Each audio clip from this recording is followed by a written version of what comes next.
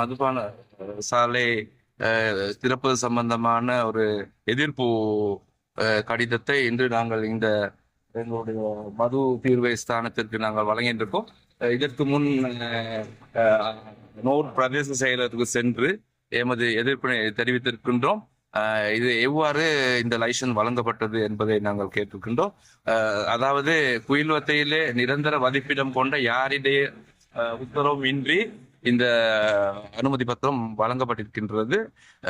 சம்பந்தப்பட்ட பிரதேசத்தில் நிரந்தர வசிப்பிடமாக இருக்கின்றவர்கள் எதிர்ப்பு தெரிவித்த போதிலும் அவர்களுடைய அதாவது பாடசாலைகள், பழைய மாணவர் சங்கம் அவர்கள் எதிர்ப்பு தெரிவித்திருக்கின்றார்கள். சமூக நலன் விரும்பிகள் எதிர்ப்பு தெரிவித்திருக்கின்றார்கள். அவருடைய யாருடைய கருத்துக்களையும் கேட்காமல் அதற்கு மாறாக ஒரு சில குறிப்பிட்ட சிலரை எடுத்து பிரதேச செயலகம் இவ்வாறான ஒரு வேலை திட்டத்தை செய்திருக்கின்றது.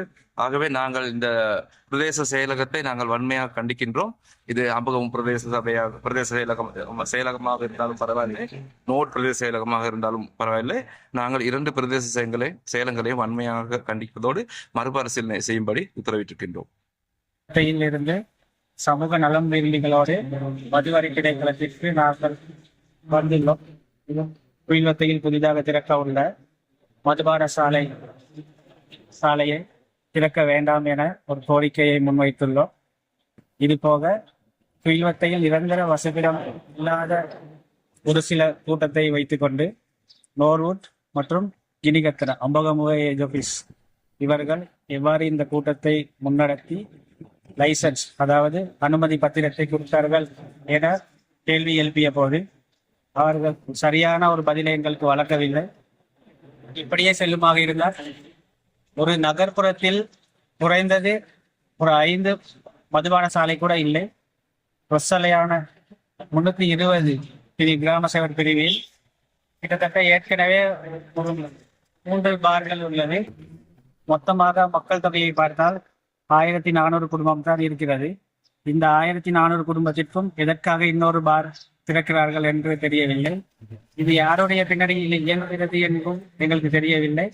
ஆக மக்களாகிய நாங்கள் எங்களுடைய போராட்டத்தை தொடர்ந்து முன்னெடுப்போம். இந்த மதுபான சாலையை திறக்க விடாது நாங்கள் இறுதி வரை போராடுவோம்.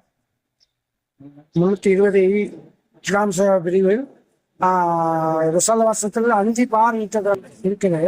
இப்போ 20 வருஷத்தில் டி கப் முன்னிட்டும் முன்னாள் இருக்கும் போஸ்ட் ஆஃபீஸ் பாரும் இப்போ போடுறதுக்கு லைசன்ஸ் கொடுத்து இந்த 1 வருஷ காலமாக நாங்கள் போராட்டம் பண்ணிட்டு இருக்கோம். எந்த விதமான இது சார்பாகவும் எங்கள் மக்கள் பக்கத்து சார்பாக இல்லாமல் பார் பக்கம் சார்பாக ஒருத்தர் செயல்பட்டு செய்து கொண்டிருக்காங்க.